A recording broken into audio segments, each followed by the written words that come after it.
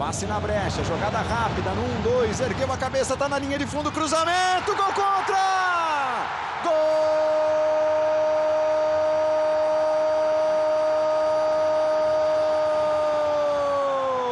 É do Atlético! A infelicidade do zagueiro do Palmeiras. Bola para o fundo do gol, o Galo aumenta no primeiro instante do segundo tempo. Bateu Scarpa, segunda trave, a chance do empate, Danilo estava por ali, gol!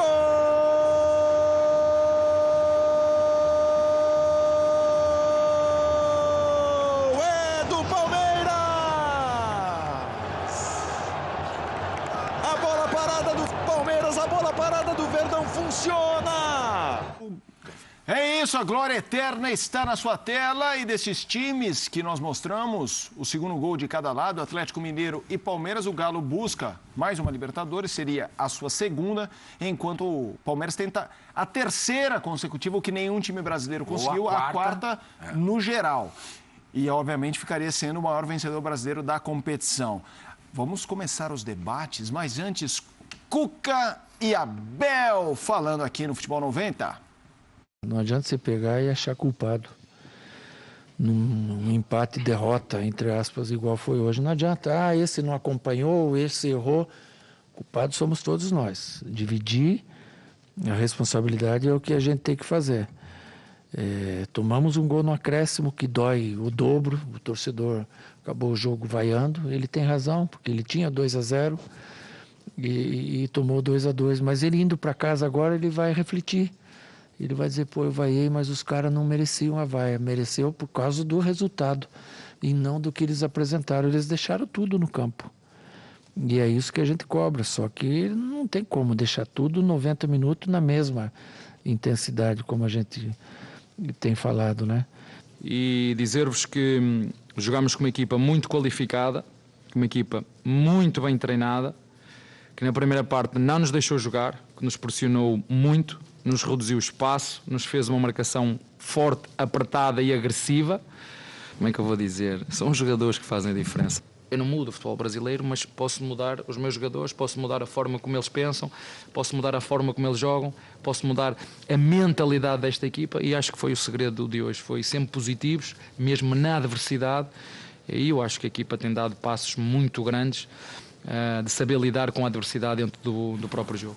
E depois de ouvir os dois técnicos, temos aí os números que mostram como os dois tempos foram bem diferentes, dinâmicas diferentes. O Atlético Mineiro muito dominante na primeira etapa. Na segunda etapa, equilibrado. O Palmeiras reage, mas assim, não é que o primeiro tempo foi do Galo, o segundo tempo foi do Palmeiras. O primeiro tempo foi muito do Atlético, o segundo tempo foi bastante equilibrado. E também daria para dividir, né? Os primeiros minutos do segundo tempo versus os últimos minutos do segundo tempo. Olha, Pedrão e Rodrigo Bueno, o mesmo tratado de ontem que nós fizemos com o Fã de Esportes. Aqui é tema ali. Não, tem tratado ao vivo. É o nosso compromisso com o Fã de Esportes. A gente não vai ficar com a pauta agora Scarpa, agora Hulk. Não. Tudo junto em missão. Só não vamos. Cruza o discurso, né? Cruza a linha de chegada. Sai falando 25. Exato. É o prime time da Feira Livre. Exato. É isso. 7 horas da manhã? Boa. 6 e pouco. Não, eu não faço E ideia. ó, jogo pra vocês. Que jogo legal, hein? Foi um jogo muito legal de assistir. E com momentos, né? Como esse Palmeiras é frio, como o Atlético mostrou a intensidade. Bora? Sai do celular, Zé. Vamos lá. Eu? Dá pra fazer a coisa. Vamos lá. Saindo da bola ali. Começa você então, Zé. Não, nós vimos um jogo bem equilibrado, né? Um Atlético muito forte no primeiro tempo, fazendo algumas movimentações bem interessantes e que o Palmeiras teve dificuldades, né? O Palmeiras com a bola, o Scarpa, antes de mais nada, rapidinho, me lembrei agora. Opa! Tô brincando. É que o Miguel e o Felipe, os filhos do meu irmão, estão assistindo e o meu irmão também está assistindo. Parabéns pro Rubinho! Parabéns! Qual câmera? Qual câmera? Aí, aqui, ó. Nariz, que é meu irmão, né? Felicidades pra você, muita saúde. Eu não sei por quê, mas tudo bem. Muita saúde pra você, felicidades, muita paz. Saiba que Grande eu te amo, Rubinho. tá bom? Que você é um menino especial. Fica com Deus aí, parabéns e aproveite seu dia. Esse negócio de menino Agora, também, não, menino, tá fazendo... Pra você é sempre falar. o seu caçulinha. Sim, Ele é o é sempre caçula? o caçulinha, sim. Boa, boa, sim. boa. É, famoso nariz, cheiroso, tem uma série de Eita. apelidos, mas por enquanto o que ficou foi nariz. Então, parabéns, nariz. Mas voltando ao jogo, né, nós vimos, quem assistiu o jogo conseguiu perceber que algumas movimentações do Palmeiras não deram certo, né? O Palmeiras teve dificuldades para encontrar o posicionamento do Atlético. O Scarpa começou aberto, depois ele ia lá por dentro, né, com 3 zagueiros, ele adiantava, depois ele saía, colocava o Piquerez para a lateral e o Scarpa junto com o Veiga por dentro. Não deu certo, porque o Atlético pressionava bastante a saída de bola da equipe do Atlético, do Palmeiras, e com isso conseguia criar superioridade numérica. E uma coisa que o Atlético já fazia um bom tempo e repetiu ontem e deu certo. O Hulk chamava a atenção dos zagueiros e aí tanto o Ademir como o Keno entravam em velocidade, ou senão o Atlético procurava esse 1 contra 1 pelos lados do campo. No segundo tempo já corrigiu um pouquinho mais, mas mesmo assim o Atlético teve o controle até o gol do Murilo. Quando o Murilo fez o gol, o Atlético deu uma sentida. O Murilo fez o gol aos 58, alguma coisa assim, se eu não me engano. E depois o Atlético deu uma bombeada, o Cuca fez algumas alterações, quem entrou não entrou bem, o Vargas não entrou bem, Nath não entrou bem, e o Palmeiras pressionou, sentiu ali essa momento, queda, né? não só emocional, mas física também, né? Porque o Atlético jogou muito, pressionou muito no primeiro tempo, um ritmo muito forte. No segundo tempo era natural tentar se posicionar ali para explorar contra-ataque, mas foi um grande jogo, um jogo repleto de emoções. E aí nós temos de um lado o Atlético, do outro lado nós temos o Palmeiras, mas nós temos que ressaltar, né? Algum tempo atrás nós estávamos falando sobre Veiga na seleção. Veiga na seleção. Eu acho que o nome mudou agora. Quem é? Eu sei que é difícil, né? Porque o grupo já está fechado, mas o Scarpa, olha, é bola parada, é movimentação tática, é intensidade durante o jogo, é capacidade de mudar e reverter posicionamentos dentro de campo com uma inteligência sensacional em encontrar os espaços para jogar. E não foi só ontem, né? Ele vem fazendo isso já há um bom tempo e o que ele jogou ontem, eu acho que foi um jogo à parte. Nós vimos Atlético e Palmeiras, mas o que o Scarpa fez foi um jogo à parte. Eu quero ouvir o Sormani, quero ouvir o Pedro, o Rodrigo, mas vamos começar com o Sormani. Antes do Sormani começar a falar, o que o Sormani, que estava ontem conectado às aves, falou no programa de ontem? Olha, um passarinho me 30 contou. segundos. Essa do passarinho me contou é boa, né? É boa essa. Ele já veio com o periquito. Já teve, seu mano, passarinho azul, passarinho preto e branco, passarinho verde, passarinho vermelho. Na casa da minha sogra é o seguinte, papagaio que bebe é periquito que leva fama. Isso aí. Exatamente. E aí? Um passarinho me contou que o Nacho não vai começar jogando. Nath, não. Opa. E aí, como Ele que não tá ficaria bem, o- né? Como que faria o Vai meio jogar o campo? Ademir. Sormani, parabéns. Gol do Sormani. Eu queria que você falasse do jogo, O nosso. Sormani. Gol nosso. Tranquilidade, a humildade ali, viu? Não, Inabalável, Boa apenas tarde a mais uma todos. notícia. esse aí? Boa tarde a todos, boa tarde ao Fã de Esporte. Boa tarde, Soma. Esse privilégio que esse programa tem não é meu, é nosso. O Pedro cansa de trazer informação, o Zé também, você às vezes Você é o também líder, traz. né? É o nosso Rodrigo, decano o Felipe Facincani também, né? Mas ele entrou com... Não foi surpresa para nós aqui no programa, né? Porque a gente já até discutiu muito sobre isso durante a participação do F90, nós falamos sobre o tema. E a gente tinha gostado, inclusive, da opção, né? Foi o debate de Isso, ontem. foi o debate, a gente tinha gostado, mas funcionou. Funcionou, né? Funcionou, tanto que o Atlético abre 2-0 e o Palmeiras não conseguiu jogar. Foi uma pálida apresentação de um time que eu entendo que é o único que pode segurar o Flamengo e vice-versa. Entendeu? Os jogadores do Palmeiras jogaram muito mal, muito. Nossa, Danilo, muito. Esse centroavante, Flaco Lopes, ele não corre, eu corro mais que ele. Eu corro. Se eu fizer 100 metros com ele, eu chego na frente dele.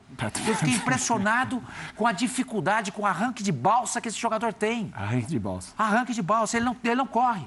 Não corre. Tá flaco. Tá flaco. Flaco. Disse o Cebolinha, né? Ó, vou confessar, foi a única partida dele que eu vi do começo ao fim. Ele O foi resto, bem highlight- final de semana pra cima. mas esse jogo é um jogo difícil. Entendeu? No final de semana ele jogou contra quem? O Palmeiras jogou contra quem? Ceará. É uma coisa, outra coisa é Libertadores contra... O encaixe do jogo era diferente. Era diferente, né? Mas eu fiquei impressionado com a debilidade desse jogador. Espero estar errado na minha avaliação e, se tiver certo, espero que tenha sido um ponto fora da curva, porque o Palmeiras precisa dessa alternativa, uma vez que o Rony está lesionado. Mas Danilo não apareceu no jogo, gente. Um ou outro repente. Um ou outro, claro. O gol, por exemplo. Faz o gol. Sim. Mas o gol e mais nada. Sim. Mas o jogo de futebol não se faz de um minuto. Não, ainda mais a posição dele. Não, mas entende? Ele faz o gol. Mas eu não vi o Danilo em campo, eu estava impressionado com a fragilidade do Danilo no jogo. Entendeu? Muito preocupado com isso. O Zé Rafael começou mais ou menos o jogo, sumiu. O Veiga, concordo com o que o Zé falou. Veiga não, o Scarpa, espetacular. É o melhor jogador do Campeonato Brasileiro até esse momento. Cabia no Peixão? Você sabe que o Edu Dracena tentou levar ele no começo do ano, né? Olha aí como é que ia ser diferente. Ele tentou levar. Mas o Palmeiras é bobo. Mas o Palmeiras disputou aquela final do Mundial contra o Chelsea e ele foi aproveitado porque ele não... Você que é um cara que pesquisa bastante, vê o histórico dele até o final do ano, como é que foi o ano passado dele no Palmeiras. Não, ele não era jogava. titular o tempo inteiro. Não, ele não jogava, ele não entrava. E o Dracena falou pra mim. E quando ele saiu, ele vinha sendo um dos melhores jogadores do Palmeiras, para a entrada do Dudu, né? Exatamente. Paulista do E o Dracena, passado. Bubu, falou pra mim o seguinte, falou, Fábio, 2 jogadores aí que ele ia levar pro Santos. O Verón e o Scarpa. Eram os 2 jogadores que estavam lá conversando com o Anderson Barros, conversou lá com o pessoal do Palmeiras, porque antes do Santos ele trabalhava no Palmeiras. Sim. Não deu certo, até porque o Scarpa entrou no time aí de... esse ano é um ano maravilhoso, né? Um ano espetacular do Scarpa. Veiga, desaparecido. O Flaco Lopes já disse aqui. Dudu, uma pálida imagem de um jogador que a gente sabe que pode fazer muito mais do que fez ontem. O Palmeiras empata o jogo porque é um time muito bem resolvido do ponto de vista anímico, como gosta de falar o Pedro. Mental. Mental, psicológico do Palmeiras. É O Palmeiras não se abala. Impressionante. Não se abala. Eu estava até comentando com o Pose na redação, acho que foi com o Pose que eu comentei, não me lembro. Pô, se é o Santos, faz 2-0, acaba 7. Sim. Acaba 7. Sabe o que me chamou a atenção? Palmeiras, ó. É só olhar pra anteontem. O Corinthians, quando toma o segundo gol, desmonta. Desmonta. Palmeiras O Flamengo só não fez mais Fala, Cássio. por causa do Cássio e alguns jogadores perderam gols ali na frente do Mas sabe o que me chama a atenção, que corrobora o que você está falando? O primeiro gol do Palmeiras, o Murilo, que tinha feito um gol contra, faz o gol, o time volta, não tem ali nenhum... Os caras voltam, eles vão se olhando, um soquinho assim, voltam 10, né, 11 não, mas pá. Eu falei, que isso, cara? Você vê que os caras ali... 3-0 na final do Paulista no Palmeiras, no começo do primeiro jogo, e o Palmeiras começa a virada já fazendo 3-1. O Palmeiras não se entrega. Exato. Não, é um time do ponto de vista emocional, o mental do Palmeiras é muito forte. Então, adversários do Palmeiras, fazer 2-0 não significa vitória, velho. Em nenhum momento. Talvez até 3-0. Exato. E outra coisa, não era um time qualquer. Era o Galo no Mineirão. No Mineirão, com 55 mil pessoas. Você entendeu? Sim. E com 55 mil pessoas. Mas eu acho que ganha mais aí. O time jogou mal, mas o mental estava muito bom. Sim. Foi lá, foi cirúrgico. Sabe a bateria do Ringo? Todo mundo fala que o Ringo não sabe tocar, não sabia tocar. Mentira, total. Mentira. O Edson Machado foi um dos maiores bateristas da história desse país. Não, é só abrir um parênteses. Foi baterista da Bossa Nova, do samba, né? Eu acho que o Pedrão já deve... O sambista, né? O Edson Machado. Ele falava o seguinte, que o maior baterista que ele viu, era o Ringo. Porque ele era de uma precisão cirúrgica. Ele não fazia nenhum malabarismo. Ele não tinha um monte de tantã, bumbo, caixa. Era virtuoso. Era só ali. Tinha um negocinho dele, o que ele toca em Abbey Road é uma coisa impressionante. Concordo. E o Palmeiras foi assim ontem. Foi como o Ringo Starr. Foi cirúrgico. E foi lá e fez um resultado que ninguém esperava. Agora, uma coisa. Fala. Eu não sei se é verdade, mas dizem que uma vez perguntaram pro John Lennon. John Lennon, o Ringo Starr é o maior baterista do mundo? Ele falou, ele não é o maior baterista dos Beatles. Porque o Paul McCartney gravou algumas músicas ao branco. E ele falou assim, cara, olha, o Paul McCartney toca mais bateria que o Ringo. Tem um disco dos Beatles, desculpa aí, que ele toca algumas músicas, porque ele tá fazendo um filme, onde ele conhece a Bárbara, que era a mulher dele, né? Que faz o filme do Ringo. Linda? Não, é Bárbara, a primeira mulher dele. A primeira, tá. Ele acaba conhecendo. E ele não abriu mão do filme. Aí o povo falou assim, eu toco, não tem problema nenhum. Eu tô adorando, Pedro, mas pelo amor de Deus, não me traga Cartola e Noel, que merecem espaço aqui também. Mas eu quero dar um cavalo de pau. Eu quero um cavalo de pau aqui, a gente tá falando do Palmeiras. Eu queria puxar o Galo uma coisa. Diga. Eu admito que quando... a gente pega a escalação do Galo, um mega time, olha o banco, super banco. não dá para duvidar. Mas eu fiquei surpreso com o volume. Dava para ter ganhado 2-1, eu não ficaria surpreso com resultado nenhum, não é isso. Mas com a forma, os caras estavam de jeito que falaram, não é possível que esse é o mesmo Galo. Você ficou também, te chamou a atenção essa intensidade por tanto tempo e, óbvio, ali no fim, rolou aquela arriada. Me chamou a atenção. Eu acho que o jogo passa pelo desempenho ruim de algumas peças do Palmeiras, é claro. Inclusive, acho que, só para entrar no Galo já, Felipe, quando ele fala do Flaco Lopes, eu concordo. A gente fica naquela, Rony, Flaco, mas o Flaco é um jogador de referência. Não. Quando você tem essa dificuldade de abrir campo, de movimentar, o Flaco não movimenta. O Rony movimenta o tempo inteiro, Sim. Troca, inverte, dá opção. O Palmeiras, quando conseguia passar minimamente aquela blitz do Galo, não conseguia fazer a bola chegar na frente, que é algo muito bom. E não tinha o meio, né? Porque Zé e Danilo começaram mal o jogo. Zé depois melhora um pouquinho, Danilo só vai melhorar no final, mas começaram mal. Os encaixes, né, de marcação. Exato, mas é isso que eu ia falar do Galo. Do Galo agora. Porque quando você fala do Galo... Eu tava no jogo, no pré-jogo com o Baque, no Sport Center, e a gente falava que a gente não conseguia responder, porque o jogo tinha muitas perguntas a serem respondidas no campo. E uma das perguntas que eu me fazia era, o Galo do Cuca no fim de semana, o Marra até brincava com a gente no camarim, é um Galo que até criou, mas mais uma vez com um problema defensivo, deixa o time chegar. Ontem o Cuca minimamente, ao seu estilo, como já foi em 2021, trazendo para o Galo, Felipe, ele resolve minimamente. O que ele faz? Eu quiser falar dos encaixes. Encaixe individual, pressão e quando rouba, acelera. Lembrava o Galo do ano passado. Não é que o Galo teve a bola no início do jogo e circulava bastante, não. O Galo sufocava. O Galo encaixava individualmente, não deixava. Por onde sai o jogo do Palmeiras? Passa muito pela saída com o Danilo e Zé. Não jogavam. O escape da frente, não tinha. A bola não chegava. O Zé apontou muito bem. Você tem que trazer o Scarpa, tirar ele de posição, porque a bola não chegava no Scarpa na esquerda, a bola não chegava do Dudu, o Flaco não movimentava, não dava opção. Então, esse encaixe, respondendo à pergunta da defesa do Galo, esse encaixe, o momento de defender do Galo quando o Palmeiras tinha bola, para mim, resolveu muito inicialmente. Aí, quando tinha bola, o Galo era vertical. Trazia o Hulk um pouco mais por trás, né, Zé? E aí afundava. O Hulk um pouquinho, quando ele puxa, aí você tem Murilo e Gustavo Gomes. Murilo e Gustavo Gomes já ficam na dúvida. Eu saio no Hulk ou eu cubro aqui atrás? E muitas bolas entravam assim, porque entrava Ademir, entrava Keno. Quantas chances que o Galo perde no primeiro tempo, era o Hulk saindo e pifando ali, né, que a gente chama, o Hulk servindo, o Hulk encontrando alguém por trás da zaga, que é muito difícil nesse Palmeiras. Então, acho que talvez a resposta da postura do Galo, eu acho que teve uma mobilização diferente, um jogo em casa. O Cuca, diz o Zinho, que conversava com o Cuca, não, eu vou esperar aquela vozinha mansa, eu vou sair em velocidade. Nada disso, encaixou lá, sufocou, espetou 2 caras, o Sormani já trazia a informação. Keno jogou muito. O Ademir também, por mais que não seja brilhante, ele dá essa opção. Ele se movimentou de muito. Então, ele dá essa opção. Os dois perderam, porque quando o Hulk sai, gols, era ele e Keno ali, ó, o tempo inteiro, por trás da zaga, confundindo a zaga. Gols. Então, acho que isso responde, porque essa postura do Galo me surpreendeu, porque eu não achei que o Cuca, com tão pouco tempo, já ia conseguir fazer esses encaixes individuais, como trouxe bem o Zé. Esses encaixes funcionaram. Você perde, acelera. O Palmeiras mal, o Palmeiras não tinha saída de bola, sua zaga em dúvida no combate. Jogador do Galo se apresentando depois da última linha para finalizar. Você não tinha Zé e Danilo bem, você não tinha o Lopes se movimentando, você perdeu tudo que você tinha melhor. Aí, no segundo tempo, o Galo cansa, eu acho natural. E quando você fala da mentalidade de fazer o primeiro gol e ficar tranquilo, é porque o Palmeiras parece que ele tem uma coisa automatizada, né? Ele sabe que se ele conseguir alinhar os chakras ali em campo e ele fizer o dele, a coisa vai dar certo. Então, quando ele trouxe o jogo ali, ele realinhou, traz o Scarpa começa a resolver. Gabriel Menino, para mim, entra muito bem, porque esse buraco de saída de meio de campo que não tinha com o Zé e com o Danilo, passou a ter com o Danilo, com o Gabriel Menino, e o Gabriel Menino carrega. O time começa a conseguir sair. E aí, quando o Palmeiras minimamente começa a conseguir fazer o seu jogo, o gol sai. Primeiro, teve até aquela bola do Dudu, né, que é uma jogada construída, que não teve no primeiro tempo, cruzamento, zagueiro escorrega, ele bate para fora, mas ali já se desenhava, você já assistia aquele jogo naqueles 30, 20 minutos finais, sabendo que o Palmeiras em algum momento poderia cravar, porque estava desenhado, o Palmeiras passou a ser aquele Palmeiras e o Galo cansou.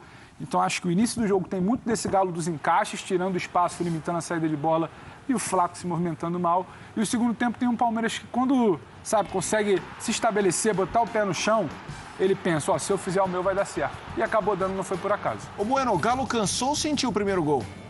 2 coisas, né? Primeiro, outros comentaristas da mesa falaram muito de performance, muito bem, de forma brilhante. Eu vou falar de resultado, vou ser resultadista, né? O Abel ainda não venceu o Atlético Mineiro. Olha que coisa curiosa. No ano passado ele eliminou o Galo com 2 empates. Então, 3 jogos em Libertadores, 3 empates. Verdade. Não vou dizer que é uma pedra no sapato, mas o Galo com Cuca ou sem Cuca, consegue incomodar com o turco, empatou no Allianz Parque, né? Então, o confronto entre esses dois times normalmente é meio que amarrado. Esse aqui não foi tão travado como os do ano passado. O Cuca acho que expôs mais, se lançou mais. O Cuca com o Ademir, que não tinha, né? O Ademir foi muito bem no América Mineiro. O Nacho, no final da gestão do Cuca, campeão brasileiro da Copa do Brasil, ele já não estava jogando, já tinha perdido espaço, né? Então, acho que o Cuca foi pela, digamos assim, coerência do final do trabalho dele e aproveitando os jogadores que estão voando. Não tinha um Arana, que é além de lateral, construtor de jogadas pelo lado esquerdo. Mas o que acontece? Então, você tem de um lado o Abel, que não vence o Galo. Você tem o Palmeiras chegando a 20 jogos fora de casa sem derrota na Libertadores. É disparado a maior sequência. O River do Galhardo tinha feito 12 ou 13. O Palmeiras chega a 20. A Libertadores, eu costumo dizer que é um torneio assim. Nem sempre ganha o melhor time, o mais técnico. Ganha o time que tem mais personalidade. Você teve na história times que foram dominantes durante um certo período, ou times que eram muito bons tecnicamente, o Peñarol dos anos 60, o Santos do Pelé, ou times que eram muito fortes coletivamente, com muita personalidade, Estudiantes, o Independiente, times que mesclavam isso, tinham mentalidade vencedora, mas também tinham técnica, o São Paulo do Telê, o Boca Juniors do Bianchi, times que, como esse Palmeiras atual, ganharam mais de uma Libertadores seguida. E esse time do Palmeiras está caminhando para chegar a uma decisão. Ele já era favorito para mim no confronto, agora fica ainda mais. Ele é favorito contra Atlético Paranaense ou Estudiantes. Então, né, há uma chance considerável de uma nova final Palmeiras e Flamengo. E o Palmeiras pode fazer ainda mais história por conta dessa força mental. De um time que não se entrega, um time que não perde. Atuações ruins. O Marcos Rocha estava falando aqui com o Zé, foi muito mal. A lei do ex não funcionou nesse sentido, né? O Marcos tem dificuldade quando ele pega jogador com velocidade, né? Que faz determinados movimentos. Foi assim com o Keno, foi assim com o Mendonça também, do Ceará. Exatamente. Então, é difícil fazer gol no Palmeiras. Consequentemente, é difícil ganhar do Palmeiras. O Palmeiras perdeu 5 jogos nesse ano, certo? 2 vezes para o São Paulo. E ele ganhou 4 vezes do São Paulo. Ele perdeu do Chelsea no Mundial. Ceará. Perdeu do Ceará. E tem mais um jogo que está faltando. Atlético Paranaense. Atlético Paranaense em casa, exatamente. Isso. São 5 jogos. A gente está em agosto, mês 8. O Palmeiras perdeu 5 jogos. Uma derrota por mês. Com tantos torneios que ele disputou. Mundial, Recopa e tal.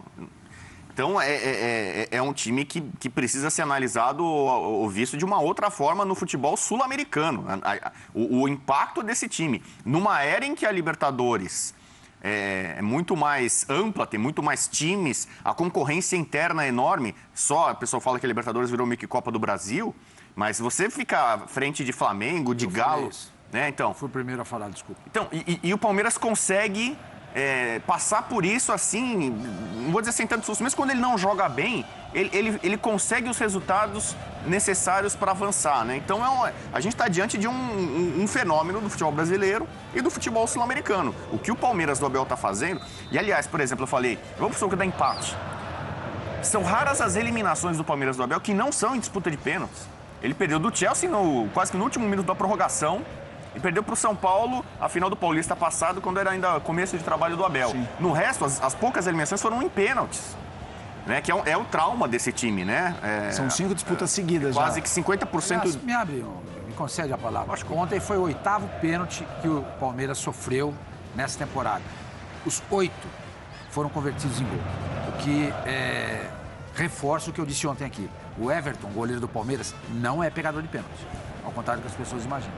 100% de aproveitamento do adversário. E pegando esse gancho, a história do Hulk, né? Ô Zé, com só questão de campo, talvez seja o fantasma 2021 dele, né? Ele teve um pênalti contra o Palmeiras, jogo de ida, vai lá, pênalti.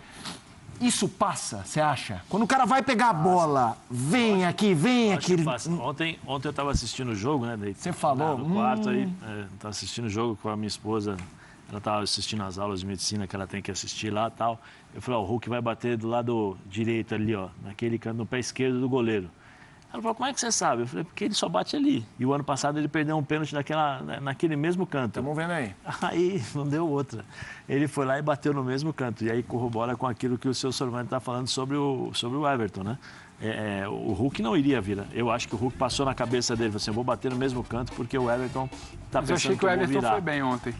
Ele teria o Hulk dá uma corridinha, dá uma travada, continua olhando, o Everton não cai. Mas ele teria ido tem que tirar bastante, porque o Everton esperou e foi no lado certo. Ido bem se ele raspa na bola, ele raspa na bola. O Hulk bate bem na mesa. Bem. Eu acho assim, se você já tem esse lado emocional, pesaria muito pro Hulk. Se eu sou o goleiro ontem, eu já saio, eu fecho o olho e já caio naquele canto ali. Porque se você observar os pênaltis batidos anteriores a esse, ele bateu no mesmo canto.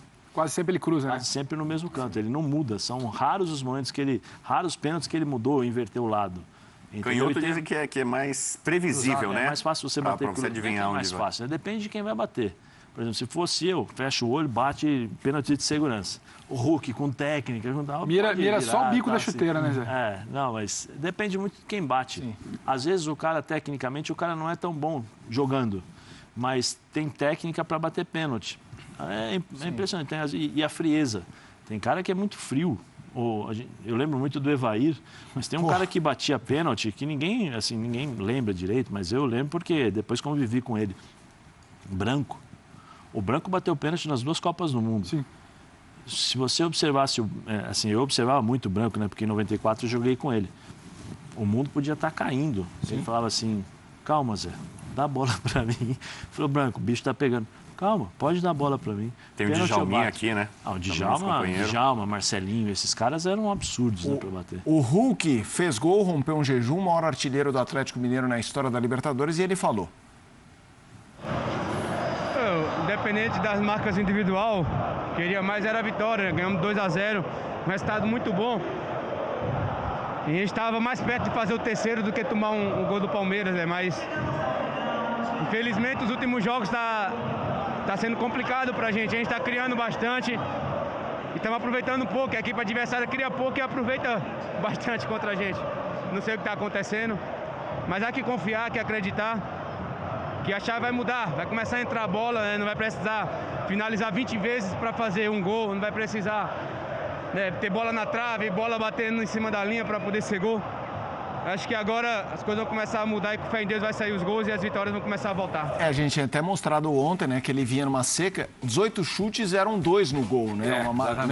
E aí a gente tem o ranking histórico dos artilheiros na Libertadores, Hulk 12, Jô 11, o Guilherme como fazia gol, Guilherme? Sacanagem. Atlético Mineiro 2-2, ele fez. Acho que aqui temos 2 temas baseados nessa declaração, senhores, que é a performance do Hulk em si, me pareceu bem diferente o Hulk ontem em relação até aos últimos jogos, e se isso realmente indica um pouco o jogo. O Atlético não venceu ontem por ter desperdiçado muitas oportunidades quando estava já na frente, ou não vamos por essa linha? Eu não achei que o Atlético perdeu tantas oportunidades assim, não. Ele fez os 2 gols, estava jogando bem. Isso aí estava 0-0 ainda. As oportunidades que ele perdeu, basicamente acontece quando o jogo está 0-0. Perde 2 com o Ademir, perde uma também com o Keno. Não, antes do primeiro gol, o Atlético tinha 14 finalizações e o Palmeiras tinha 1. Exatamente. Então, mas depois que faz 2-0, o Atlético não perde tantos gols assim como o Hulk falou. Sim, depois do 2-0 eu concordo. Não, porque ele falou assim... Eu discordo daquela fala dele do quase 3. Podia ter feito... Ele estava mais perto de fazer o terceiro do que o Palmeiras no primeiro. Não deu, eu discordo disso. O jogo ficou ali. O Atlético meio que, sei lá, é um grande resultado. Não vou correr risco, sentou no resultado, deixou aquilo que a gente discute. Não tem fôlego para fazer aquela marcação, pressão o tempo inteiro. É difícil, é complicado. Meio que, vou administrar, 2-0, caramba, é ótimo resultado. E o Palmeiras, a maneira dele, cirúrgico, foi lá e empatou o jogo. Só para falar a respeito, ele tinha até então, né, Felipe, 18 chutes a gol, 2... No jejum. No jejum, 2 no alvo. Ontem foram 6 chutes a gol, só 1 no alvo, que foi o pênalti. Sim. Só 1 que ele acertou. Chutou 3 bolas para fora e 2 delas foram travadas no momento do chute. E aí, senhores, em relação ao que disse o Hulk, a performance dele, a bola que ele jogou, como é que vocês definem a atuação do Hulk ontem? Acho que além do gol, além do pênalti, achei um pênalti muito bem cobrado, porque o Everton dificulta ali até o último momento, não cai. Eu acho que o Hulk teve uma atuação muito boa ontem. Acho que, independente de quebrar jejum ou não quebrar, se não tivesse o pênalti, se ele não tivesse feito o gol, se o primeiro gol nascesse de uma bola que ele serviu, das tantas que ele serviu para Keno, para alguém ali, que foram chances perdidas, acho que a gente poderia falar aqui, tranquilamente, que não é só um problema de jejum. O Hulk não está jogando. O Hulk ontem jogou. O Hulk ontem fez o time jogar. O Hulk ontem finalizou. O Hulk ontem foi uma peça fundamental desse primeiro tempo do Atlético. Todo mundo fala, o Atlético amassou o Palmeiras no primeiro tempo. Ele foi uma peça fundamental disso. Jogando ali como a gente já via com o Cuca, né? Ele sai livre, ele começa a estar centralizado, puxa, ele atrai a marcação, ele consegue achar os espaços. E você servir como o Hulk estava servindo ontem, tanto de espaço que ele achava naquela linha, da boa linha defensiva do Palmeiras, ele ontem teve uma boa partida, independente de tela, de número, do jejum, do gol marcado de pênalti. Acho que ontem deu para voltar a ver o Hulk que a gente sustentava no ano passado e falou, independente dos gols, é o melhor jogador do Brasil, porque ele serve, faz o time jogar. Acho que ontem flertou um pouco com isso. É que foi o Cuca, o posicionamento do Cuca, né? É o posicionamento que ele fazia muito próximo daquilo que ele fazia no ano passado. Porque você tinha o Hulk saindo pouco da área, e quando saía um pouquinho mais para o lado direito, e aí aproveitando para fazer um movimento que ele está acostumado a fazer, né? Vem por dentro e chuta. Ontem, e a aproximação, né, dos jogadores. O Zarate fez uma grande partida ontem. Também fez muito. Né, fez aqueles encaixes de marcação, mas ambas as equipes, o Danilo também saía para fazer uma marcação individual quase no Zarate e abrir os espaços para esses dois jogadores entrarem, né? Desculpa. E aí tinha a facilidade, e o Hulk conseguia, se você observar ali, a dificuldade que os zagueiros do Palmeiras eles tiveram para fazer essa marcação no Hulk. Tem esse lance que nós acabamos de passar aí do Keno, o Gustavo Gomes tenta sair e não chega. O Murilo, às vezes, tentava sair, não chega. Não, e ele gerava dúvida toda hora. Ele gerava essa dúvida. O cara saía, vou deixar espaço, porque estava bagunçado. Ele bagunçou essa linha. Tinha muito dessa dificuldade. Mas por que tinha essa dificuldade? Porque a bola chegava. Porque o Cuca fatalmente deve ter falado para ele assim, Hulk, eu quero você ali. Eu não quero você nem puxando aberto pelo lado direito, como ele fazia com o Mohamed, o turco, que o Hulk, tanto o Hulk e o Nath jogavam de ponta direita. Os dois faziam praticamente jogavam desse lado. Então, você tira um dos jogadores, se não o jogador mais perigoso nessa posição do futebol brasileiro, que é o Hulk, para jogar de ponta. Você tira o Nacho, que seria naquele caso, naquele momento, o cara que abastecia os jogadores do Atlético também para jogar de ponta, então a bola não chegava, espaçava. Aí você tem um time agora com o Otávio que pressiona, tem um time com o Jair que pressiona, rouba essa bola e os caras sabem jogar. Não é que rouba a bola e não sabe o que fazer com ela. O Otávio fez uma partida também muito boa. Muito boa, incomodando o tempo todo. A hora que o Palmeiras... Eu pensei que ele fosse tomar um cartão amarelo no primeiro tempo, porque o que ele matou de contra-ataque, né, da equipe do Palmeiras, quando o Palmeiras conseguia roubar ali, ele parava o jogo. E roubava essa bola e encontrava. O Zarate rodando, fazendo o Danilo sair aí da frente da zaga. E o Hulk jogando. Então, o Cuca ontem armou muito bem o Palmeiras. Muito bem mesmo. O Hulk passou individualmente por um momento meio que delicado, recente, né? Primeiro, ele era o cara do Galo que mais defendia o Turco, né? Quando o Turco estava ameaçado, começou aqueles embates entre Galo e Flamengo e o técnico estava na Berlinda, ele veio publicamente, abraçou o treinador, citou a questão familiar dele. O primeiro jogo contra o Flamengo, que ele vai muito bem no mata-mata, ele fala que jogou pelo treinador. Exatamente, ele chegou a garantir, empurrar um pouquinho mais o emprego do Turco e tal.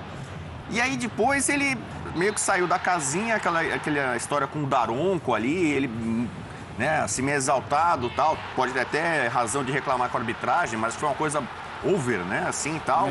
E talvez ele tenha se perdido. Ele fez, talvez, os piores jogos dele com a camisa do Galo foram os últimos, jogos recentes. Sim. Né? E o Galo sentia muito uma Hulk dependência. O jogo contra o Flamengo que o Galo ganha, o Hulk ganha aquele jogo quase sozinho. O Flamengo joga melhor em boa parte da partida. Não foi a do Flamengo, não, verdade. O Hulk tirou da cartola algumas situações ali que colocaram o Galo na frente. Mas você via que o time não estava funcionando coletivamente. Acho que a subida de produção do Hulk hoje tem a ver muito com o que o Zé falou. A subida de produção coletiva de vários outros jogadores do Galo, de opções que foram feitas. E aí o Hulk acaba crescendo também. Mas é um jogador que, se tiver a cabeça no lugar, então, não se perder com a arbitragem. Isso que eu queria falar. E, por exemplo, você vê ele muito cabisbaixo, né? Eu entendo o 2-2, tem um gosto de derrota para o Galo. E pensando em classificação, complica muito a chance do Atlético. Você vê o Cuca muito abatido, derrotado. O Hulk também com lamentação, né? Parece assim, olha, se perder foi por conta desse vacilo no final. E bola parada, né? Bola parada do Palmeiras também é disparada a melhor do Brasil, né? Eu queria falar o seguinte, o Hulk, ele praticamente não jogou no Brasil, né? Antes de chegar aqui agora ao Atlético, né? Ele já sai muito criança. Sim. vai para Portugal, constrói uma carreira todinha na Europa. Então, ele tem uma formação europeia. Ele tem uma mentalidade de atleta europeu. Tinha. Porque hoje no campo ele se comporta igual ao jogador brasileiro. Ele passa o tempo inteiro se jogando, reclamando da arbitragem, simulando falta, perde o foco que ele tinha quando ele chegou no Brasil, no ano passado, e arrebentou, porque ele não estava desse jeito. O foco dele era jogar bola, tomar porrada, continuar em pé, esquecer a arbitragem, pensar no adversário, encontrar caminhos para fazer o gol, fraquezas na defesa do oponente, para se sobressair e conseguir levar o time dele à vitória. Esse jogador a gente não vê hoje. Não vê hoje. A gente vê o jogador reclamão, simulador, que deixa de aproveitar o físico que ele tem para levar vantagem em relação às marcações. Ele prefere, num contato, se jogar, ao invés de tentar tirar o jogador adversário da jogada. Então, isso ele fez muito ano passado. Se comportava como jogador europeu. Agora ele parece um jogador brasileiro. E qual é o resultado disso? Esse jejum recente. Perdas de gol. Não tem tanta intensidade como tinha no passado. Concordo, ele foi junto com o Keno, para mim, foram os 2 melhores jogadores do Atlético ontem. Mas ele já não rende mais, porque ele dividiu o foco dele com o adversário e com essas bobagens que o jogador brasileiro tem, que quando vai para a Europa não faz, mas que quando está aqui faz. Concorda, Zé? Não, eu discordo um pouco. Eu acho que a queda de crescimento do Hulk é muito de acordo com o fruto daquilo que o time produzia. E aí algumas reclamações, algumas quedas e tal. As quedas, tudo bem, uma vez ou outra, eu acho que é natural de todo jogador, mesmo na Europa, os caras fazem isso. Mas as reclamações muito pela irritação daquilo que acontecia no campo que o time não rendia. Eu acho isso. Eu acho que a queda dele foi muito mais pela questão do ambiente, do coletivo. Porque ele não jogava na posição dele. Sim. Ele jogava do lado aberto, pelo lado direito, com o Turco. E o time totalmente espaçado, a bola não chegava, ele ficava isolado. Eu acho que tem muito a queda de produção dele nesse sentido. E eu queria trazer, por falar em queda, antes, vamos fazer uma imagem muito legal. O gol, Mariana Spinelli flagrou o momento do gol do Hulk e o pai do Hulk comemorando. Ali é o Hulkzão ali atrás. Olha essas coisas aí que para dar confusão, hein? Hulkzão. Vai devagar, que pode dar problema. Tem histórico aqui. Vai sobrar para todo mundo. Seguinte, Hulkão. Mas peraí, se você falar assim, não, eu não tive culpa de nada. Eu não tive culpa de nada, seu Zé Elias. Hoje o Zé não conseguiu ficar sério. Não, mas ontem você também foi lembrado. Gustavo Scarpa, gente, vamos falar do Scarpa. O Scarpa, o que tá jogando é sacanagem. Sim. Tá. E aí, vamos falar dele no jogo. O Veiga, ele poderia ter colocado o Scarpa centralizado. E ele, quem que ele colocou no lugar do Veiga mesmo? Que ele manteve... Ontem? Ontem. Não foi o menino? Menino. Ele poderia ter aberto o menino e deixado o Scarpa com mais liberdade de movimentação. Ok, ele ajuda demais na marcação. E o lado esquerdo do Atlético é muito forte com o Keno. Mesmo com o Rubens, sim, que não é um lateral de ofício, ele é um jogador que tem qualidade, velocidade, drible, passe, força, bate bem na bola. Então ele ajuda mais. Mas o menino também poderia fazer isso, até porque o menino foi convocado para a seleção brasileira, acho que em 2 oportunidades, como lateral direito, jogou como lateral direito. Sim. Algum tempo no Mas Palmeiras. O Mike entrou bem, o Mike como lateral foi bem. Para ajudar o Marcos Rocha. Sim. Entendeu? Para ajudar o Marcos Rocha. E eu acho que ele deveria ter dado essa liberdade a mais para o Scarpa, sem ter essa preocupação de voltar tanto para ajudar na marcação, para você não tirar muito o fôlego dele, para não chegar cansado na frente. Para arrematar como ele consegue arrematar, ele bate muito bem na bola. Então eu teria deixado ele mais livre, entendeu? Ele mais livre e fixado mais o menino ali para ajudar o Mike ou o Marcos Rocha ali no lado direito. Eu quero jogar uma pergunta para vocês, que é, neste momento, a gente sabe que futebol brasileiro, aliás, futebol, esporte em geral, tem muito do raio-x do momento. É o melhor jogador do futebol brasileiro? Dá para entrar nesse debate? Muita gente fala do Arrascaeta. Agora, na abertura do programa, teve um torcedor rubro-negro que falou: tem gente comparando ao Arrasca, é um pecado. É um pecado? discutir se o Scarpa está jogando, por exemplo, mais do que o Arrasca. Não, por tudo que vem fazendo, olha o que ele fez ontem, a bola parada, que é realmente um coelho na cartola do Palmeiras. Quando a coisa não vai ali, de bola rolando, eles se resolvem em escanteio e falta. E o Scarpa, Pedro, Bueno, vamos lá, vamos falar desse cara. Ele é mais jogador, resumindo. Não, eu também acho. Exatamente. Mas não dá para discutir o momento? Debate tem. O palmeirense vai achar que é o Scarpa, o rubro-negro vai achar que é o Arrascaeta. O Arrascaeta é mais genial, o Arrascaeta é mais brilhante. O Arrascaeta vai tirar um coelho da cartola, independente se seu time está bem ou não, independente da situação de jogo. Agora, isso não invalida, isso não anula o debate de que o Scarpa, para mim, é o melhor jogador do brasileiro, para mim, tanto que a gente votou aqui, do brasileiro, para mim, é o melhor jogador do primeiro turno. Boa. Constância, o que fez pela esquerda, como fez o Palmeiras não sentir a falta do Rafael Veiga, como conduz o Palmeiras líder do campeonato, como resolve uma parada ontem de um jogo que parecia que você levava a vantagem de 2 contra para casa. Sim. Isso tudo pesa a favor. Agora, a genialidade do Arrascaeta, inclusive para mim, eu acho que o Arrascaeta é o único cara assim... Tem muitos bons jogadores, mas talvez o Arrascaeta seja o único cara genial. Ele é o cara genial no futebol brasileiro. Diferenciado, como gosta de falar o nosso diferenciado Bueno.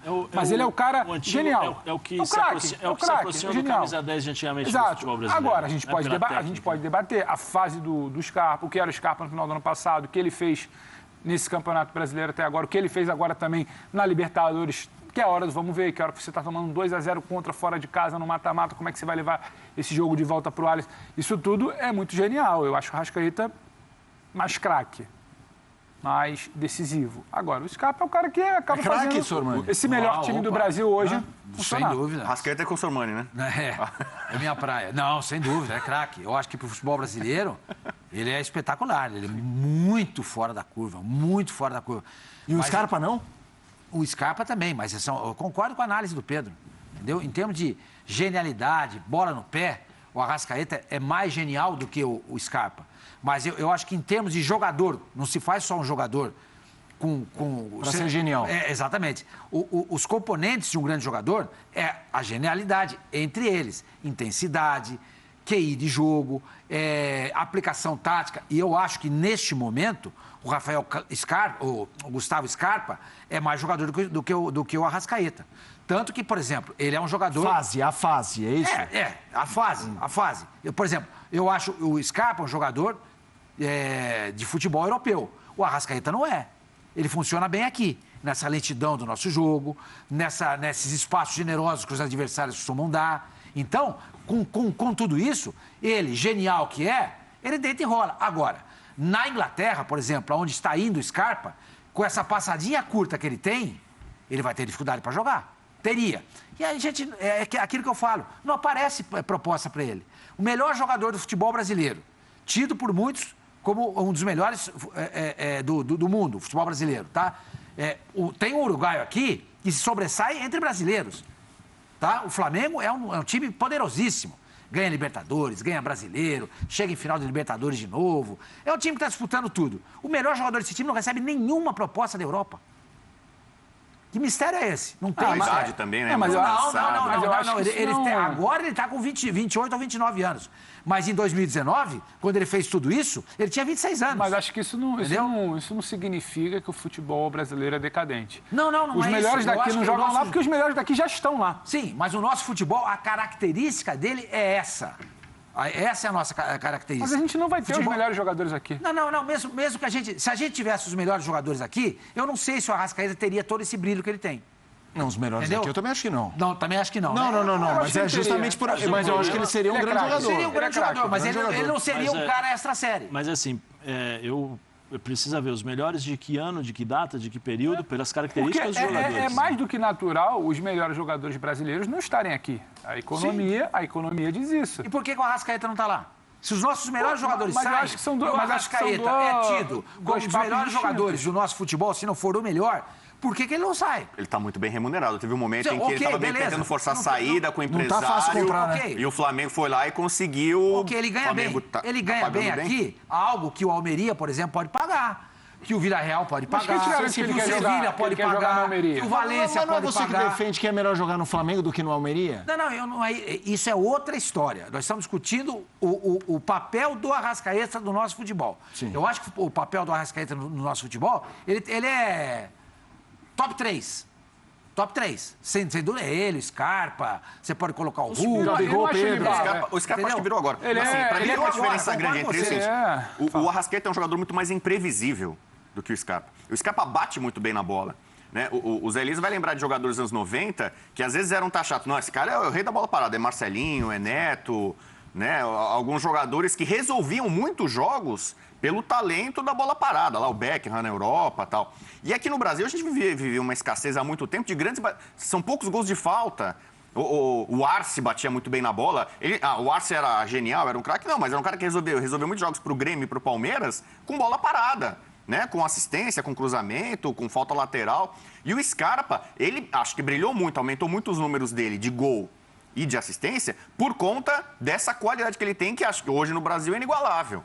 Então, é melhor que a do Veiga, de quem ele chegou a ser reserva. O Palmeiras tem 2 meias talentosos. Exato. O pessoal brincava, né? Eu torço pro Holanda, que o Veiga ia ser convocado, era o Vander Veiga. O Tite não dava chance para ele, olha, o Vander Veiga vai pra Holanda. O Scarpa agora, não sei qual o nome dele seria, né? Mas na bola da vez para a Holanda convocar, já que o Scarpa não vai para a Copa, pelo Brasil, poderia ser ele. Então eu acho assim, ele é um cara que na Alemanha, né? Gustavo von Scarpa. Não, tem um jogador do Santos que vai jogar na Alemanha, que é o Beckenbauer, mano. Vai ser convocado para jogar a Copa pela Alemanha. Bem. O Beckenbauer. Mas é o seguinte, o Gustavo Scarpa tem uma versatilidade que foi elogiada desde o começo pelo Abel, jogou do lateral esquerdo. Ele indicou pro Tite, chegou, né? No primeiro jogo que ele falou fez, assim... ele colocou o Scarpa como lateral esquerdo, ele falou assim, vou falar uma coisa pra vocês, viu? Olha, Tite, se estiver, tem um belo lateral aqui. Foi no primeiro jogo. Sim. Ele tem esse mérito de aceitar várias funções. No Mundial, se sacrificou também pra ficar marcando lateral ali e tal. Marcar lateral, marcar ponta. O Palmeiras, na final, ele jogou de lateral esquerdo. Flamengo contra o Flamengo.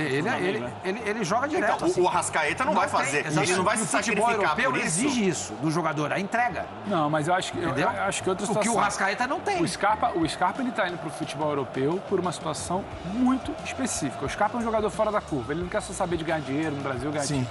Ele tá fechando ele tá fechando um ciclo no Brasil, no Palmeiras, ganhou tudo. Ele quer viver a Europa. Sim. Inclusive, a informação é que o Palmeiras tinha uma oferta salarial superior à do Nottingham Forest. Só que ele queria viver, ele queria jogar, independente de ser um time que está subindo da Championship para a Premier League, ele quer viver a Europa, ele quer viver a Inglaterra. Eu não acho que ele, por causa disso, ele é um jogador de Europa, o Arrascaeta não é. O Arrascaeta é um meia titular. O Arrascaeta é um meia titular de uma seleção interessante que vai jogar a Copa do Mundo. Calma aí, esse cara não é pouca coisa. O Arrascaeta é o melhor jogador, talvez o mais genial, de um continente. Não houve proposta. Será que não houve? Será que quando o cara bate lá pra monitorar, tem um cara aqui que é genial, aquele craque lá do Uruguai. Você é um grande jornalista. Não, mas assim, tem um craque aqui do Uruguai, aí na primeira sondagem, deixa eu só te explicar um negócio, ele ganha 1 milhão e tanto, a multa dele é tanto, e a informação que a gente tem é que ele só sai do Flamengo se for pra algo muito maior. Ele não quer jogar na Almeria, aí a proposta do Getafe não vai chegar, aí o cara do Nottingham Forest não vai. Sua, Pedro. Não, mas a gente não sabe. Mas assim, eu não acho que o Arrascaeta surgiu uma proposta pro Scarpa. Não, mas eu não acho que o Arrascaeta... Não surgiu nenhuma proposta pelo Arrascaeta. Mas eu não acho que isso dá pra dizer, um é jogador de Europa, o outro não é. Isso não diminui. Eu acho que ele não é padrão europeu. Ele funciona muito bem aqui. E ontem eu discuti aqui... Qual o padrão europeu? Intensidade de jogo. Ele não tem intensidade de jogo. Intensidade de jogo. Então você está falando de Premier League? Não, qualquer lugar. O Arrascaeta não joga em Portugal? Não, eu estou falando dos grandes centros, né? Então, o Arrascaeta não joga num time de meio de tabela da Espanha? Então, mas não surge proposta. O que você quer que eu faça? Mas só precisamos lembrar que a multa dele é 40 milhões também. Se o Daniel lá, o meio de tabela não paga isso. Será que o Daniel lá, a gente dele bater na Espanha, não tem proposta? Sim. Antes não era tudo isso. Antes não era tudo isso. Do mercado. Então, se ele é um jogador fora da curva, ele não teria condições de jogar, por exemplo, no Barcelona? Eu acho que tem uma lógica. No Real Madrid? Mas não. Na Juventus? Mas eu acho que a gente não precisa ter uma proposta do Barcelona para dizer que o cara é fora da curva. Eu sei, eu estou dizendo o seguinte, que ele não. Eu não estou dizendo que ele não é fora da curva. Estou dizendo que ele é genial para o nosso futebol. Tenta entender, por favor. Claro. Ele é genial para o nosso futebol. O nosso futebol é menos do que o futebol europeu? Dá para encarar? Eu acho que alguns times encaram. Falta audácia e coragem para treinador em final de Mundial. Entendeu? Agora, eu não acho que ele tem padrão europeu. Isso não diminui ele. Não diminui ele. É só uma característica que eu vejo, entendeu? Só uma coisa para te passar. A dinâmica do mercado também, Salmani, que acho que vale deixar claro, já que se acabou usando essa régua de teve proposta e não teve, Uma coisa é o empresário do Zé e falar, ó, o Zé tá com vontade de voltar a morar na Europa, então ele vai bater lá, ele vai achar uma proposta. Outra coisa é o meu empresário virar e falar, não, o Pedro quer ficar aqui. Ah, você acha que o Arrascaeta não quer jogar na Europa, é isso? Não, mas eu acho que são movimentos diferentes. O momento do Arrascaeta é um, o momento do Scarpa é outro. Scarpa deixou muito claro, ele virou Palmeiras e falou, não precisa se esforçar, o meu negócio é lá. Aí o empresário dele vai lá e vai achar uma proposta. Se o Daniel, que é o empresário lá uruguai, empresário da Arrascaeta, vira e vai na Europa e fala, vou arranjar uma proposta, ele vai arranjar. Ele vai arranjar. Não, se ele quisesse, teria. Eu só acho que a régua de se joga na Europa ou não é que teve proposta. A proposta faz. A Europa faz proposta por um monte de gente, mais ou menos. Até porque o empresário dele é o Fonseca. Exato, é o jogador. É o Fonseca. O Fonseca não é muito bem visto nos lugares ali, não. Na Itália. Isso não quer dizer, isso não diz respeito sobre a qualidade do Arrascaeta, que eu acho. Ó, tem aqui uma mensagem que eu acho que é importante para o nosso debate, que é, primeiro, a minha opinião, no par ou ímpar, sou Arrascaeta. Tranquilamente, isso não diz nada. Aqui no Brasil não para o ímpar? Não, para o ímpar, Scarpa e Arrascaeta. Se você fosse... Arrascaeta. Para o ímpar. Não, só entre os dois. Pelo conjunto da obra. Não, eu também seria. O Scarpa está num bom momento agora. Sim, mas o que eu ia falar, assim, primeiro, acho que essa genialidade do Arrascaeta é clara quando ele faz isso, e ninguém vai pedir para ele ser lateral em nenhum momento, porque ele é isso. Também, ninguém pediu e o Scarpa estava no momento que precisou disso, mas olha o que ele virou. Ele se compromete e abre mão, às vezes, de ser também esse virtuoso. Cada um tem as suas características. Exatamente, isso diz muito, eu acho que do Scarpa. Sim. Agora, tem uma mensagem aqui do Carlos Leal que é boa, que assim, vocês precisam se decidir. Não era o Veiga antes o melhor do que o Arrascaeta? Agora é o Scarpa. Isso também diz muito que o que é o Arrascaeta. O Arrascaeta está sempre no debate. Para se sustentar aqui, não é fácil. O Veiga se machucou, voltou e não voltou igual. E agora é o Scarpa. Isso diz a favor do Arrascaeta. A favor dele, que ele consegue se manter em alto nível durante muito tempo. O Carlos narrativo é sempre ele. O topo da régua é sempre ele. É a história do Pelé. Os caras... o fulano joga... Sempre a comparação é com o Pelé. Ninguém mais compara com o Maradona. O Messi não é comparado ao Maradona, o Messi é comparado ao Pelé. Quando o Messi parar de jogar e surgir um novo jogador, ele não vai ser comparado ao Messi, vai ser comparado ao Pelé. Isso mostra a genialidade. E eu concordo com você. Hoje aqui é o Arrascaeta. A referência é o Arrascaeta. O topo da cadeia do ponto de vista técnico é o Arrascaeta. E o Veiga. E aí, falando sobre isso... Antes de mais nada, Carlos, né? Carlos, obrigado pela audiência. Pô, fica aí com a gente que no final o Felipe vai te mandar uma mensagem para te mandar um cafezinho aí. Ele falou, essa imprensa paulista, ainda bem que temos aqui o Pedro, grande Pedro. Não, é assim, que são discussões diferentes. Eu não lembro da gente ter discutido Veiga e Arrascaeta, sinceramente. A gente discutia Veiga e Hulk de protagonismo na época, lembra?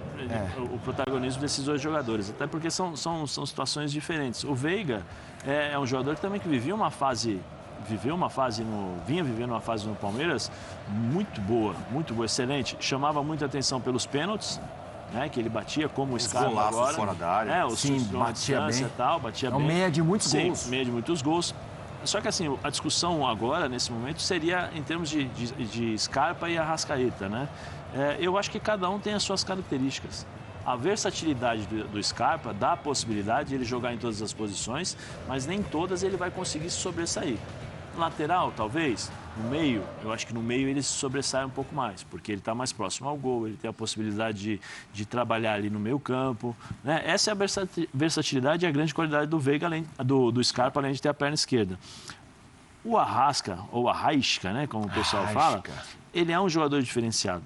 Ele é o cara que, quando você menos espera, ele tira um chute de longa distância. Olha o gol contra o Corinthians. Quando você menos espera, ele dá um cortezinho e entrega a bola pro como é que fala? Pro Gabigol Pedro. Ele é a imprevisibilidade do futebol brasileiro, né? Nesse sentido. Como eu falei antes, no começo da discussão, eu acho que ele se aproxima mais dos nossos antigos camisa 10. Não que ele seja um camisa 10 como de antigamente, porque eu acho que... Por isso que eu perguntei quando você falou, os nossos melhores jogadores. Eu falei, de que época?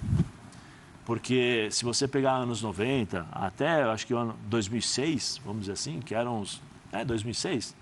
que aí houve uma mudança no nosso futebol, você vai pegar aí os grandes jogadores do futebol brasileiro, eram os camisas 10, 8, 9... Na Itália se fala trequartista, o Arrascaeta é um trequartista, na Argentina é enganche. Trequartista vai pegar, hein? Vai pegar. Até 2006 nós tivemos o melhor jogador nessa posição, que foi o Kaká. Sim. do mundo. Depois, o nosso futebol foi mudando. Nós fomos nos adaptando e tentando copiar muito aquela coisa. Estamos perdendo, temos que fazer algo para tentar se igualar ou se equiparar à Europa em termos competitivos de tática, de intensidade de jogo, aquela série de coisas que o futebol brasileiro mudou. O futebol brasileiro de hoje, mesmo com não vejo deficiência, eu vejo com as características. Porque se você observar o futebol holandês, ele tem uma característica, se você pegar o futebol português, tem uma característica, o italiano tem outra, o nosso é o nosso. O nosso é o nosso. Só que o que peca, eu acho, em termos do futebol europeu, é que nós estamos tentando copiar o futebol europeu e esquecendo as nossas raízes. Esquecendo que o 1 contra 1 nosso sempre foi o fator desequilibrante para os confrontos contra os europeus. Os europeus se baseiam muito na base tática para enfrentar justamente os times sul-americanos pela questão técnica que eles não tinham e foram se adaptando. Então, eu acho que o futebol brasileiro passou por uma reformulação, vem passando por mudanças. Só que, assim, alguns jogadores têm essa capacidade de fazer relembrar o futebol antigo. O Arrascaeta é isso. Eu acho, assim, por exemplo, tanto o Arrascaeta como o Scarpa, eles têm mercado europeu. O Scarpa, talvez, ele consiga ter uma facilidade maior de encontrar um time na Europa pela versatilidade, mas essa versatilidade não garante a ele também grandes times. Não garante ao Scarpa grandes equipes. Da mesma forma que o Arrascaeta, mas eu acho que a possibilidade, por exemplo, do Arrascaeta jogar no futebol espanhol, ela é grande. A possibilidade eu acho que do Arrascaeta jogar, por exemplo, no futebol italiano, mesmo com todas as dificuldades, mas ele ter essa evolução, porque o Arrascaeta hoje da seleção uruguaia é um Arrascaeta diferente de 2019, de 2018 da Copa. Ele é diferente. Se você observar o futebol que ele joga na seleção... Inclusive é mais ele era muito sacrificado na seleção. Mais o Tavares, botava todo mundo para marcar, ele corria, ele era marcador pelo lado esquerdo pro Cavani e pro Suárez jogarem ali na frente sozinhos. E aí tem muito do fruto daquilo que se vive. O Scarpa, dentro das características do Palmeiras, se destaca. O Arrascaeta, dentro das características do Flamengo, pela técnica, pela vontade e pelos jogadores que estão ao redor dele, vai se destacar sempre. Porque, assim, põe o Arrascaeta para jogar no Corinthians. Ele vai fazer a mesma coisa? Mas até quando o Flamengo não tinha cara, não se encontrava, estava reformulando tudo. Até nesse momento era ele que salvava. Ele salvou o Paulo Souza duas vezes. Deu os 2 meses a mais. Ele funciona pela genialidade. Assim no Cruzeiro também. Ele já se destacava no Cruzeiro. Tanto é que o Flamengo pagou 15 milhões de euros por ele, né? Eu acho que se fosse para o Corinthians, por exemplo, jogaria também. Eu acho que o Arrascaeta é um jogador... Ele é o Luan, Sormani. Turma, não sei, tu agora vai começar a defender o Luan. Me falaram que tu vai começar a defender o Luan com unhas e dentes. Só a respeito do Luan, tá todo mundo dando como certa a contratação dele pelo Santos. O que estava pegando era a taxa de vitrine, que eu já tinha dado essa informação aqui ontem. Verdade. Porque é o seguinte, 50% do passe do Luan pertence ao Grêmio. E o Santos pediu 20% de taxa de vitrine. O Corinthians abriu mão dos 10% dele e o Grêmio ontem deu a resposta ao Santos, que abre também. Então está fechado, agora é questão de troca de documentos. E os outros 2 argentinos que o Santos está tentando contratar, Cristaldo, o Blondel e mais um outro lá que era do Argentino Júnior, segundo eu apurei, não existe mais nada, as negociações... Peraí, o Luan vai jogar no Santos, o Santos não paga nada. Bobear quase ganha alguma coisa ainda. Não, se ele recuperar... Se ele tiver mercado, taxa de vitrine. Taxa de vitrine. Se recuperar o jogador, ele foi vendido, por exemplo, para... Gastou material, né? O cafezinho, água. Que negócio do Corinthians, hein? Que negócio. Não, primeiro foi pior, né? Vamos fazer o seguinte, a gente vai falar mais de Libertadores, trazendo também o jogo de terça-feira num comparativo que a gente faz agora aqui no Futebol 90, hashtag, meu Deus, segura. Turma, hashtag F90BR, o que chamou mais atenção nessa semana? Corinthians. A frieza do Verdão. O Corinthians você vai ter que pôr num tópico que não está lá. Frieza do Verdão, a intensidade por boa parte do jogo do Galo ou o repertório do Flamengo? Gostei de novo. O que... A frieza é como? A frieza... Sim. Boa. A frieza do Verdão. Mental. Intensidade do Galo. E o repertório do Flamengo. Como é que é o repertório do Flamengo? O repertório do Flamengo. E aí? O Zé fica por último. Vamos lá. Bueno, começa. O que te chamou mais atenção? Não venha... Pode trazer o Corinthians aí. Não. Vou ali. Por favor, hein? A frieza do Verdão, a gente já conhece faz tempo. É uma marca do time. A intensidade do Galo com o Cuca também é uma marca dele. Eu vou ficar com o repertório do Fla. Porque, embora seja o time tecnicamente mais forte do Brasil, mas o Dorival Júnior, em um curto espaço de tempo, conseguiu encaixar as peças, sobretudo ali na frente, firmando Gabigol e Pedro.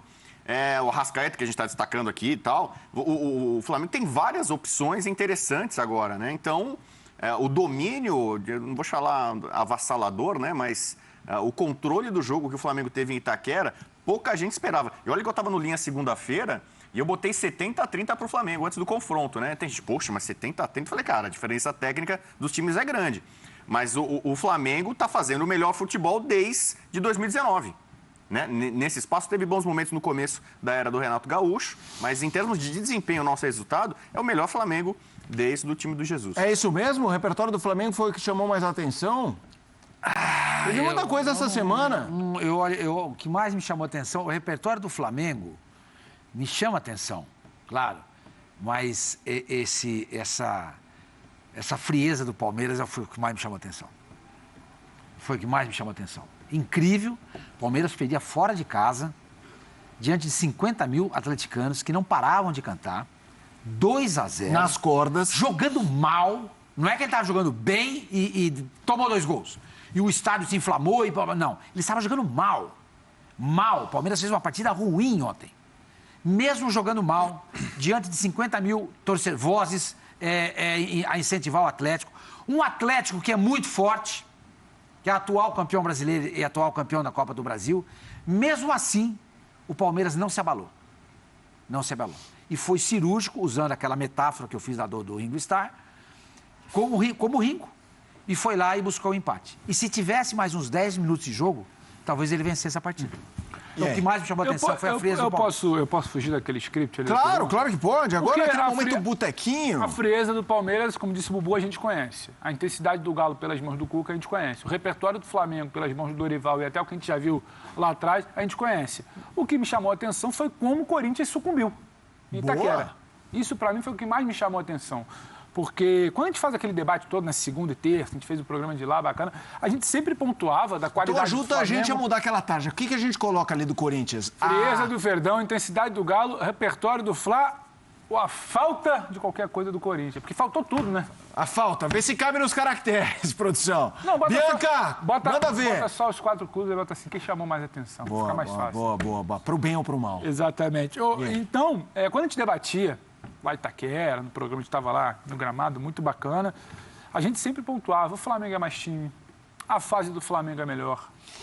O Flamengo vai para uma formação que está acostumada a ir bem dentro ou fora de casa. O Flamengo vai tentar ter a bola. Tudo isso a gente sabia, só que a gente sempre ponderava um possível equilíbrio do jogo pelo que o Corinthians poderia fazer, pelo que o Corinthians poderia competir, pelo que o Corinthians poderia resistir. E isso durou pouco tempo, no primeiro tempo. O Corinthians sofre um primeiro gol num momento que não era exatamente a pior das suas atuações. O Flamengo tinha alguma dificuldade para encaixar o seu jogo no primeiro tempo. Começa a sucumbir. Indo pro intervalo, hein? Porque foi pro intervalo. Aí na volta do intervalo, eu particularmente, discordei de algumas mexidas do Vitor. Entende quando ele fala, o Alisson sentiu alguma coisa. Então, mas assim, a mexida do Vitor, o Vitor abrir, trazendo o Yuri Alberto para fazer um corredor lateral ali, esquerdo, ali, com ele e o Juliano, para o melhor corredor do Flamengo, isso me surpreende. Como o Corinthians sucumbe, me surpreende. Como o Flamengo é dono de um jogo, senhor de um jogo em Itaquera, um Corinthians que não compete, me surpreende. O jogo de volta, para mim, o confronto mais resolvido Flamengo e Corinthians, não só pelo placar, mas muito pela incapacidade do que o Corinthians pode fazer no Maracanã, a partir do jogo de ida, me surpreende. Então, esse seminada do Corinthians foi o que mais me chamou a atenção nesses duelos que a gente sinalizou ali, Felipe. E aí, Bueno? Olha, eu falei aqui sobre mais o Flamengo, né? Eu acho que o Flamengo virtualmente classificado já. Para mim, virtualmente finalista já da Libertadores. Aí é bom, hein? Não, mas quem passasse de Flamengo e Corinthians, pelo adversário, eu comentei ontem, foi um grande jogo, né? Eu falar, você entende. Vélez Vélez fez 2-0. Talheres. 3-2, Vélez fez né? 2-0. 2-2. Aí o Talheres empatou 2-2 e nos últimos segundos minutos ali o Vélez fez 3-2. Tá aberto. Mas eu não sei se o Corinthians passasse em relação ao Flamengo, se ia ter essa... Eu acho que o Corinthians contra... O Corinthians teria trabalho. Com o Corinthians, os argentinos poderiam sonhar numa final. Todo mundo achando o Corinthians, né? Sim, claro. O Flamengo não dá. Eu acho que o Flamengo e Corinthians, quem saísse dali ia sair muito grande. Exatamente. E o Dorival Júnior, antes do começo do confronto contra o Corinthians, ele falou, quem passar daqui, ele falou mais ou menos isso, fatalmente vai ser finalista, olhando pela chave. E do outro lado, quem passar de Palmeiras e Galo é favorito. Vai ter, acho que talvez até mais trabalho contra o Atlético Paranaense ou Estudiantes. Então, a gente está vendo ali, né, sobre o que chamou mais atenção ainda, o Flamengo acho que está dando mais sinais, talvez, agora, neste momento, de poder ganhar a Libertadores do que era no ano passado. Quando o Flamengo deu sorte, né? Eu falo isso, tem palmeirense que fica bravo, né? A primeira Libertadores que o Abel ganha no Palmeiras, você vê o caminho, pegou Delfim nas oitavas, aí Libertad, ele teve um grande confronto contra o River. Sim. Que o Palmeiras foi muito bem fora, mas teve sorte também na volta, né? Bola passando, raspando na trave, milagre, VAR e tal, não sei o quê. E pegou um Santos que não era, na final, um dos favoritos, ninguém esperava muito. Então, assim, foi uma trajetória, não estou tirando mérito de ninguém. E o Flamengo deu essa sorte no ano passado. O Flamengo, sim, o caminho do mata-mata, né, para o Flamengo foi muito favorável, até encontrar o Palmeiras na decisão. Então você está desmerecendo? Não faz parte disso, né? Então... Mas então, é bom falar também. O Flamengo, também. ano passado, ele vinha num viés de baixa quando ele chega na final. Mas é bom. O Arrascaeta machucado. Mas, para ser justo, é bom falar também. O Flamengo, se chegar na final, vai estar chegando agora num viés de alta. A tabela, entre aspas, ajudou, mas o Flamengo atropela, não toma conhecimento. Mas ajuda, né? Oitavas, ajuda, mas tem muita gente que a tabela ajuda e se complica. Então, assim, o viés de baixa tem muito mais a ver com aquele ato ali entre a semifinal e a final e a ausência de trabalho do Renato, do que exatamente o Flamengo faz uma campanha histórica na fase de grupos, ele dá uma tropeçada, ganha de 1-0 lá, arranca aquele gol no jogo de ida contra o Defensa, depois confirma, contra o Olímpia, varre, contra o Barcelona, sofre um pouco, o Diego Alves vai muito bem, mas também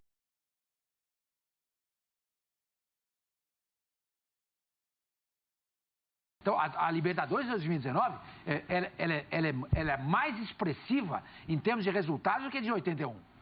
O time de 19 é melhor que o de 81? Não acho. Eu acho o time de 81 melhor, até porque tinha um Zico, tá? O time que tem um Zico, para mim, de cara, já sai na frente. Mas ajuda, eu concordo com o Rodrigo. Não diminui o que o outro fez, mas, ajuda.